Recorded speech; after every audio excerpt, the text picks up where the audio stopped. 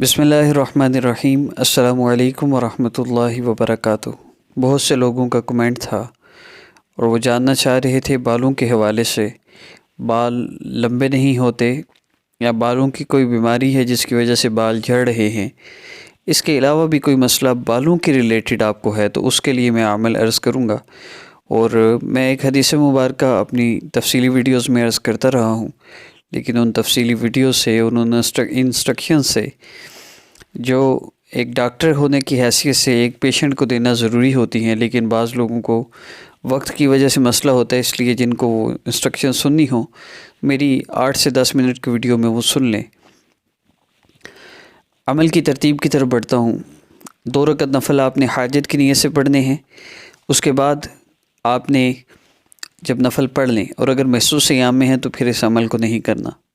2 رکعت نفل حاجت کی نیت سے پڑھ لیے تو اس کے بعد مصلی پر بیٹھے ہوئے، اور اگر محسوس ایام میں ہیں تو نفل پڑھے بغیر مصلی پر بیٹھ سکتے ہیں، جائز ہے۔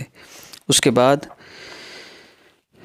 قبلہ رو ہو کر بیٹھے ہوئے ہیں، مصلی پر بیٹھے ہوئے ہیں۔ اب آپ نے اللہ رب العزت کے اسم مبارک، یہ ان لوگوں کے لیے ہے جو محسوس ایام میں ہیں، ان مسورات کے لیے اللہ رب العزت کے اسم مبارک یا سلام یا اللہ، اس کو 11 مرتبہ آپ نے پڑھنا ہے، اور بہتر یہ ہے کہ 11، 21، 31، 111 مرتبہ تک اس کو جتنا آسانی سے آپ پڑھ سکتے ہو ذکر کرتے ہوئے، یا سلام یا اللہ، اس طرح ذکر کرتے ہوئے پڑھیے یا پڑھ لیں۔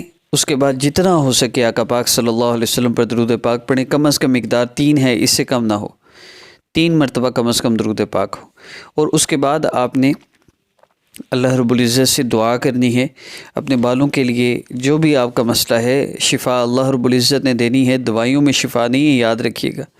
آج روحانی بیماریوں کے لیے اللہ سے مانگنا اور جسمانی بیماریوں کے لیے دوائیوں میں یقین بن گیا، کیا اللہ رب العزت بیماریوں کی شفا دینے والے نہیں؟ اچھا، وہ یقین بن گیا پیناڈول کھانے سے بخار کا آرام آئے گا، سورہ فاتحہ سے نہیں آئے گا؟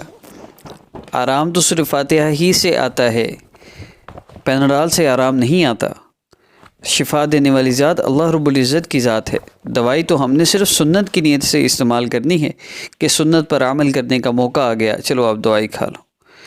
لیکن خیر، یہ تفصیلی باتیں ہیں جو بعض لوگوں کو پسند نہیں آتی، اس لیے میں مختصراً عمل میں نے عرض کر دیا۔ 2 رکعت نفل حاجت کی نیت سے پڑھیے، اس کے بعد یا سلام یا اللہ 111 مرتبہ، زیادہ سے زیادہ کم از کم 11 مرتبہ ہے۔ اس کے بعد جتنا ہو سکے درود پاک کم از کم 3 مرتبہ، اور اس کے بعد آپ نے دعا کرنی ہے۔